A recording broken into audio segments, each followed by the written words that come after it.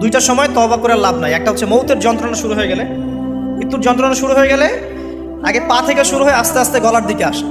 হাদিসে যেমনটা এসেছে, সূরা ওয়াকিয়ার মধ্যেও আছে যে পায়ের দিক থেকে যন্ত্রণা শুরু হয়ে আস্তে আস্তে আস্তে আস্তে এই গলার দিকে আসে, এবং আত্মাটা গলার এখানে যখন চলে আসে, এখান থেকে মালাকুল মউত আত্মাটাকে নিয়ে চলে যায়।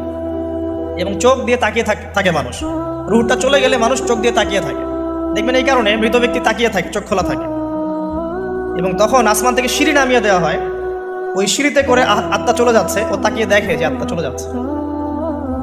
এবং মানুষ মারা যাওয়ার পরে চোখ জীবিত থাকে অনেকক্ষণ।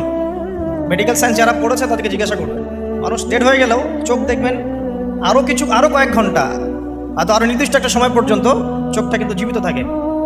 এই জন্যে চোখ বন্ধ করে দিতে হয়। যাই হোক, যেটা বলছিলাম যে মৌতের যন্ত্রণা শুরু হয়ে গেলে তওবা করে লাভ নাই, তওবার দরজা বন্ধ।